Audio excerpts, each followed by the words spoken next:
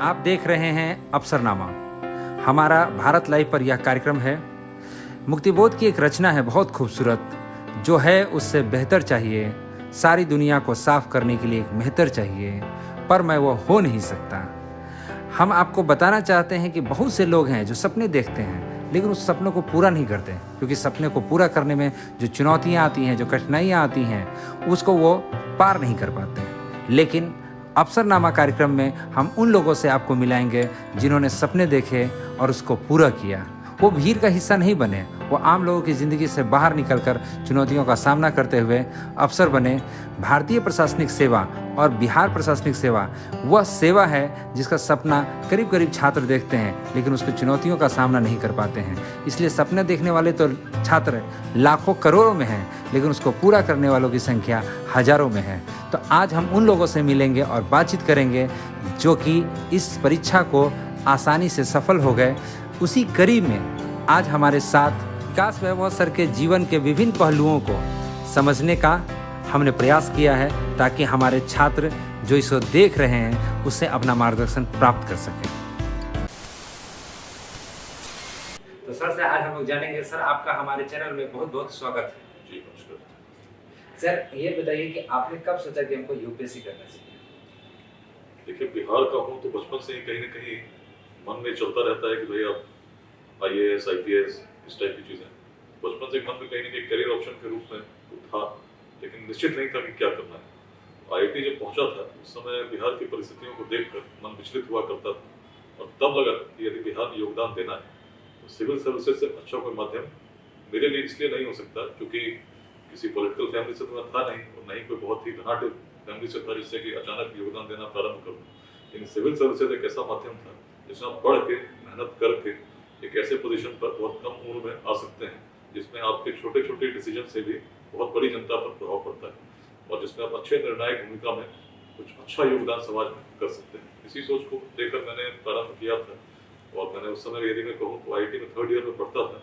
1999 के दिसंबर की बात है जब मैंने उस समय शुरू किया था। बहुत सारे अनुभव हैं जो मैंने अनेक इंटरव्यूज में साझा किए हैं। जो मेरा मन हुआ मैं समाज में योगदान दूँ। अच्छी नौकरी भी लगी थी, इन्फोसिस में लगी थी, जर्मनी के कंपनी में लगी थी, लेकिन छोड़कर सिविल सर्विसेज देकर आज जो मैं योगदान दे रहा हूँ उसका एक ही कारण था, संतुष्टि, कि बिहार में मेरा योगदान संभव हो सके और राष्ट्र निर्माण में जो भूमिका एक सिविल सर्वेंट के रूप में निभा सकते हैं, निश्चित ही किसी यदि कॉर्पोरेट के लिए काम करेंगे किसी अन्य माध्यम से उससे भी आप निभा सकते हैं, लेकिन जो संतुष्टि यहाँ मिलती है वो इससे ज्यादा मिलती है क्योंकि आपको पूरे समय समाज के बीच व्यतीत होता है, और समाज से जुड़कर आप अपनी सेवाओं को जब देते हैं उसका अंतर स्पष्ट रूप से आपको दिखता है। सर, परिवार में बहुत से लोग होंगे जो नहीं चाहते होंगे कि आप यूपीएससी करें, क्योंकि आप अच्छी जगह पर थे ही, एक अच्छी जिंदगी चल रही है। सामान्यतः जो परिवार के लोगों का मन होता है कि बच्चा मेरा ठीक से रहे, इसमें काफ़ी चुनौतियाँ हैं। तो क्या ऐसी बात आपने सामना किया? निश्चित हर समय पर IIT काम तो उस समय कोई IIT उस समय पढ़ता, बहुत सारे IIT हुए उस पूरे हिंदुस्तान में केवल 6 IIT हुआ करते थे। उसमें किसी का IIT में चयन हो जाए तो पूरे जिले को गर्व होता था कि हमारा इस जिले में लड़का IIT में गया है। और उस समय IIT जाना मतलब एक पैर तो विदेश में ही रहता था।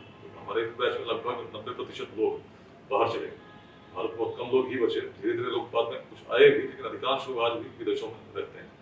ऐसी परिस्थिति में एक निर्णय लेना कि भाई बहुत वैसा जीवन जो बड़ा कंफर्टेबल जीवन हो उसको छोड़कर बिहार में सेवाएं दूं, तो पूरे परिवार के लिए बड़ा शॉकिंग हुआ। वो भी तब जब पिताजी भी रहे इंडियन ऑयल की नौकरी में, सरकारी सेवा को उन्होंने बड़ा नजदीक से देखा, कितने संघर्ष होते हैं, कितने प्रकार के द्वंद्व झेलने पड़ते हैं, कितने प्रकार का भेदभाव झेलना पड़ता है।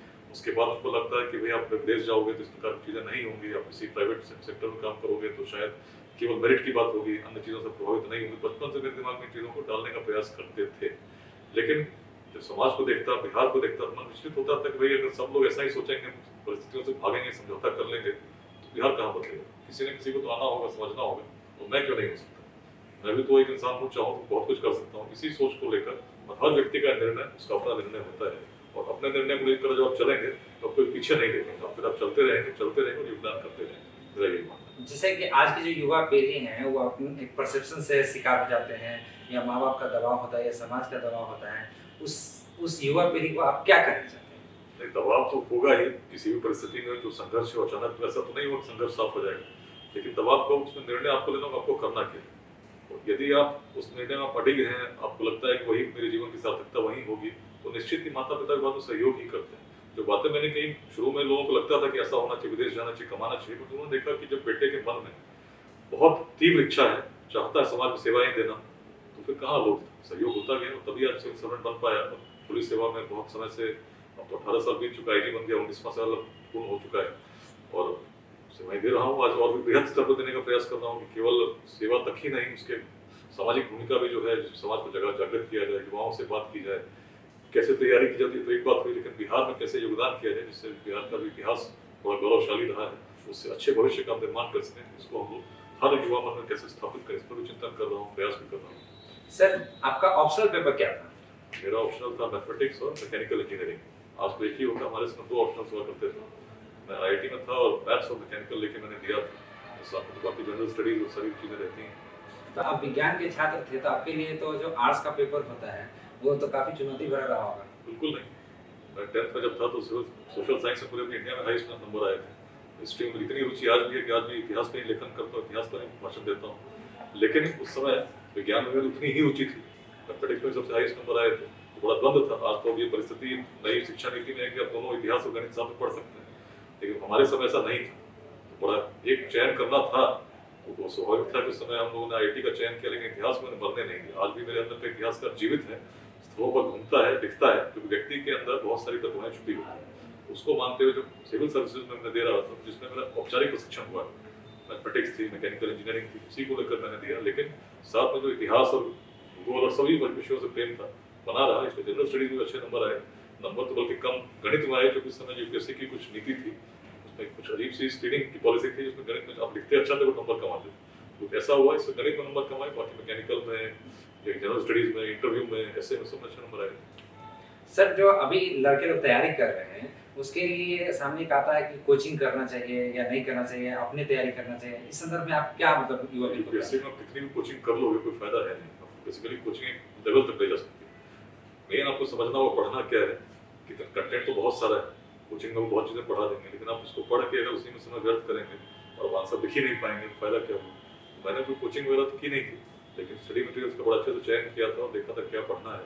मैथमेटिक्स और मैकेनिकल दोनों विस्तृत हैं ही, इतना पढ़ना पड़ता था, उसके अलावा जनरल स्टडीज में क्या पढ़ना है उसका मेरा ध्यान यही रहता था कि पुराने प्रश्न पत्रों को देखूं, उसके हिसाब से तैयारी करूं कि जो चीज़ें मैं पढ़ता हूँ कहीं ऐसा ना हो पूरा दिन मैंने पढ़ाई की और उसका रिजल्ट कुछ होगा ही, तो बड़ा सोच समझ के भी पढ़ेंगे। समय तो वही है, सबके पास वही समय है, उसका सदुपयोग आप कर सकें। यानी आप कहना चाहते हैं कि प्रश्न पत्रों के आलोक में ही अध्ययन करना चाहिए? बिल्कुल, टारगेटेड रीडिंग आप करेंगे तभी आप उस समय में अच्छा परफॉर्मेंस आप दे पाएंगे। और ऐसे ही पढ़ते रहे अथा है, जनरल स्टडीज तो आप पूरे जीवन पढ़ते रहेंगे तो भी आप कभी कंप्लीट नहीं होगा, लेकिन यदि आप प्रश्न पत्रों को देखें, आप देखें किस प्रकार के प्रश्न आते हैं, उन विषयों पर वैसा अध्ययन करें जिससे आप उत्तर ठीक से लिख सकें। उत्तर लिखने की प्रक्रिया ऐसी हो कि भाई आप अगर चाहते हैं कि भाई आपको किसी प्रश्न का उत्तर देना हो, मुख्य बात क्या होगी जरूर आनी चाहिए, कंक्लूजन क्या है वो जरूर आना चाहिए, लंबा है तो उसमें इंट्रोडक्शन भी थोड़ा होना चाहिए ताकि पढ़ने वाले समझ में आए कि आप किस प्रकार के भाव व्यक्ति करना चाह रहे हैं। यही बात ऐसे में भी।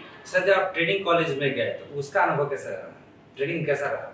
ट्रेनिंग पुलिस की ट्रेनिंग थी, और मैं अपनी बात बताऊं तो मैं तो आईआईटी भी उसमें 9वीं कक्षा के बाद खेलकूद पूरा बंद हो गया था, बस बैठ के पढ़ते रहते थे। तो इतने लंबे संघर्ष के बाद जब पुलिस में पहुंचे तो बिल्कुल ट्रेनिंग एक बहुत बड़ी चुनौती थी। सुबह 4 बजे तक पढ़ने की आदत थी, यहाँ 5 बजे उठ के परेड ग्राउंड में शामिल होना होता था। तो एक संघर्ष थी, लेकिन संघर्ष को मैंने स्वीकार किया और सबसे पहले उठता था। शुरू में जब दौड़ना शुरू किया तो 56 लोगों का बैच था, मेरी पोजीशन थी, उसमें 52 नंबर पे आया था सबसे पीछे दौड़ में। लेकिन बाद में जब बैच पास आउट हुआ तो 5वीं स्थान पर बहुत अच्छा धावक बना और आज भी दौड़ता हूँ। और उस समय मुझे पता चला कि मेरे अंदर ये गुण भी था, तब तक तो इतिहास और गणित जानता था, लेकिन अच्छा धावक भी हूँ। तो जीवन बहुत सारी चीज़ें आपको पता नहीं होती, आप अपना सामर्थ्य नहीं जानते, लेकिन जब आप प्रयोग करने लगते हो तो फिर पता चलता है कि बहुत अदृश्य शक्ति आपके अंदर समाई है। आप कहना ये चाहते हैं कि चुनौतियों को एक्सेप्ट करना चाहिए बल्कि उसे भागना नहीं चाहिए? एक्सेप्ट करना चाहिए और योजनाबद्ध तरीके से प्रयास करना चाहिए। जो भी आप करेंगे, यदि मन में आपने ठान लिया तो कोई भी चीज़ असंभव नहीं, प्रयास कोई निष्ठा के साथ।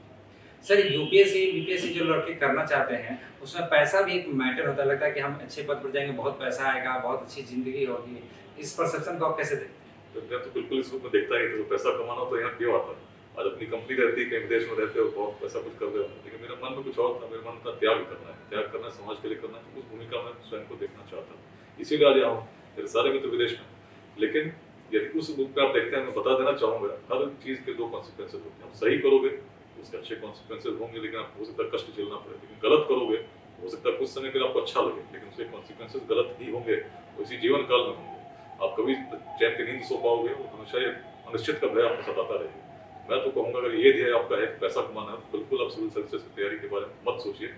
आने वाले समय पारदर्शिता और बढ़ेगी, और निश्चित यदि इस ध्येय के साथ आएंगे जीवन में संतुष्टि तो नहीं मिलेगी। अंत समय आने तक आप बिल्कुल ही असंतुष्ट और बिल्कुल ही घृणित अपमानित रूप में अपने स्वयं को महसूस करेंगे। इस रूप में भी आना चाहते हैं, इस विचार को सर्वथा त्याग करें। सर, जो क्रिमिनल्स होते हैं, कहा जाता है कि राजनीति में भी उनका दबाव है और प्रशासनिक महकमों को भी प्रभावित करता है, तो आपने ऐसा अनुभव किया कि नहीं? मेरी तो सिंपल दृष्टि है, मेरा तो मानना सत्य और जो झूठ है इसका असत्य और सत्य का संघर्ष चलता रहता है।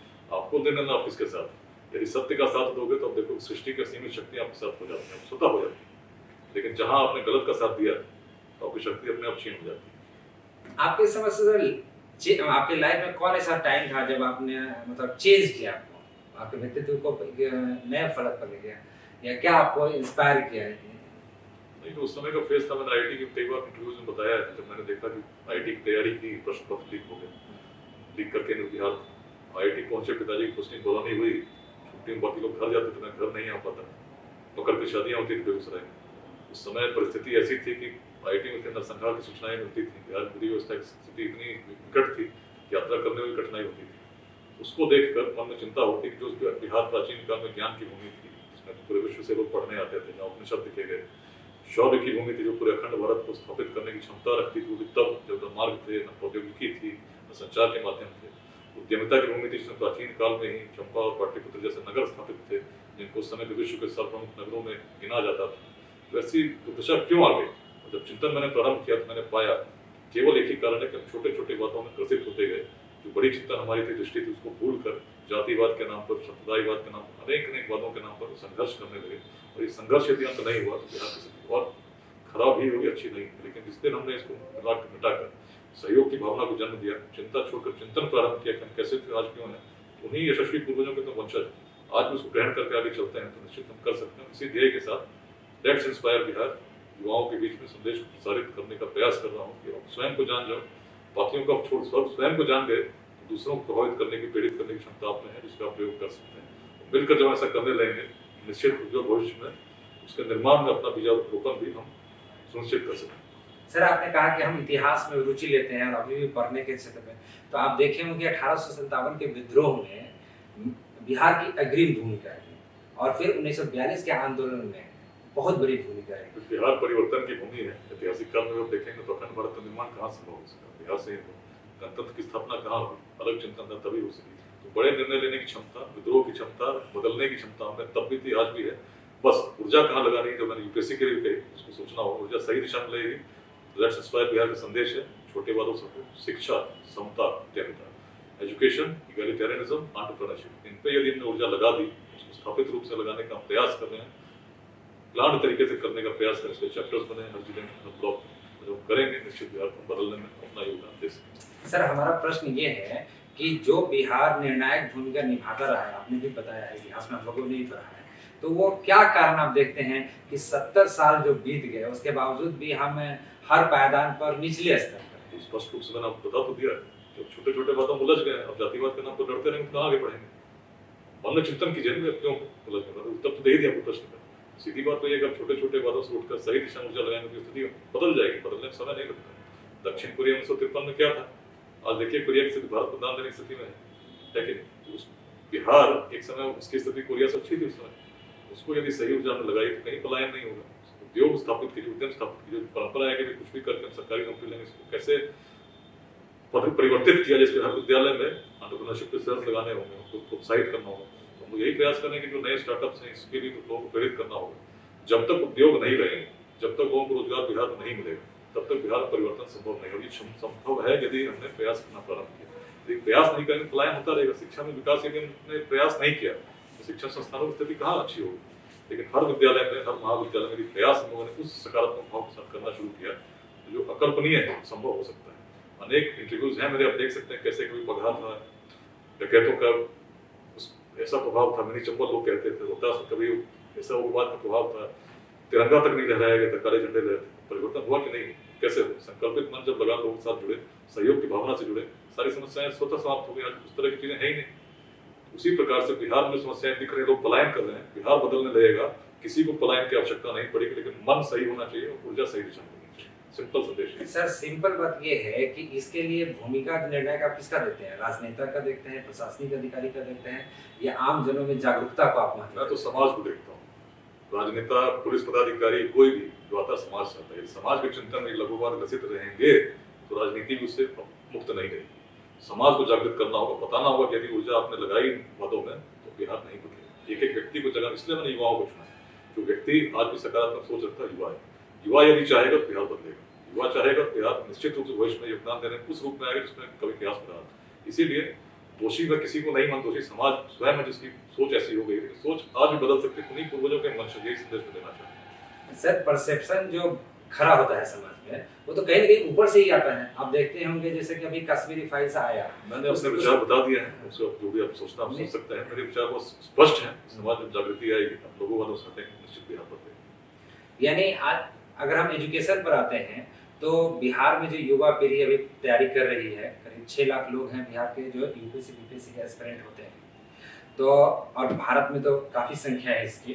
तो उन लोगों को आप क्या कहना चाहते हैं कि सामाजिक परिवर्तन और बदलाव के लिए यूपीएससी में आना चाहिए, या कोई उद्देश्य से भी आ सकते हैं? हर आदमी को निर्णय स्वयं लेना होगा। मैंने अपना निर्णय क्यों लिया मैंने बता दिया। उसी कारण से आज मैं इस अभियान के साथ चल रहा हूँ। और मैंने यह भी बताया कि यदि आप प्रश्न का उत्तर पहले ही मैं दे चुका हूँ। यदि आप गलत मंशा से आएंगे तो आपका अंत जो है बिल्कुल असंतुष्ट रहेंगे। आप कहीं न कहीं अपमानित और घृणित रूप में अपने आप स्वयं के जीवन को देखेंगे। और इससे बड़ा उत्तर मैं क्या दूं? अब इसमें सीधी सिंपल बात यही है कि आपको अपनी ऊर्जा कहाँ लगानी है, जीवन में क्या देखना चाहते हो वैसा करो। सही करोगे कॉन्सिक्वेंसेस सही होंगे, गलत करोगे कॉन्सिक्वेंसेस गलत होंगे। क्षणिक हो सकते हैं, आपको अच्छा लगे, लेकिन लॉन्ग रन में खराब होंगे। आपके लगभग सारे प्रश्नों का उत्तर दे चुका हूँ। सर, एक प्रश्न और है, जो लेट्स इंस्पायर बिहार आपने जो शुरू किया है और बहुत अच्छा है ये, तो मैं इससे ये समझना चाहता हूँ कि जो गरीब छात्र हैं, जो कमजोर वर्ग के छात्र हैं, या जिनके पास मार्गदर्शन नहीं है, तो क्या विकास वैभव सर उन लोगों को यूपीएससी बीपीएससी में आने के लिए प्रोत्साहित करने के लिए क्या कर सकते हैं, या क्या कर रहे हैं? मैं तो कुछ नहीं कर सकता हूँ जब तो लोगों का सहयोग नहीं। मैं तो एक विचार लेके चल रहा हूँ और लोगों का सहयोग मिल रहा है। पर्पस यही कि जो लोग सक्षम है उनको सामने आना चाहिए, उनका सहयोग करने को जिनको उसकी आवश्यकता है। यदि ऐसा हुआ समाज अपने आप बढ़ेगा। और लेट्स इंस्पायर बिहार जब से अभियान हम लोगों ने शुरू किया तो अनेक संस्थान आए हैं। एक शिक्षादान नाम की योजना भी चल रही है जिसमें अनेक संस्थान ऐसे भी हैं जो बच्चे जो आर्थिक रूप से सुदृढ़ नहीं है उनको मुफ्त में ही शुल्क शिक्षण और आवासन सहित व्यवस्था करने की भी तैयारी कर रहे हैं। आईटी और मेडिकल के लिए कर रहे हैं, बीपीएससी के लिए कर रहे हैं, अनेक परीक्षाओं के लिए कर रहे हैं। रेलवे और एसएससी के लिए 100 बच्चों की फ्री कोचिंग है। फिर एक अलग है जिसमें 1000 बच्चों को स्कॉलरशिप देने की स्कीम सभी तभी संभव हो पा रहा है जब अच्छे लोग आ रहे हैं। समाज को नुकसान दुर्जनों के दुष्कृत्यों से इतना नहीं होता जितना सज्जनों की निष्क्रियता से होता है। सज्जनों को साथ आना होगा, मिलकर चलना होगा। मिलकर जब ऐसे प्रयास हम करेंगे निश्चित ही जो आपको संभव दिखता है उसको संभव होने में ज्यादा समय नहीं लगेगा। बहुत बहुत धन्यवाद सर। अगर ये वीडियो पसंद आई और वह बिहार के राजनीति और बिहारियत से सरोकार रखेनी तो सब्सक्राइब बटन दबा के चैनल के सब्सक्राइब कर ली। ओजे एगो घंटी बा, ओकरा बटन दबा देला से कुल सटीक और मारक खबर रुआ मुफ्त में मिल जाई। अगर रुआ पत्रकारिता के हमनी के नया प्रयोग में सहयोग कर चाहतानी तो ज्वाइन बटन दबा दी। पेटीएम नंबर नोट कर ली 9386816700। धन्यवाद।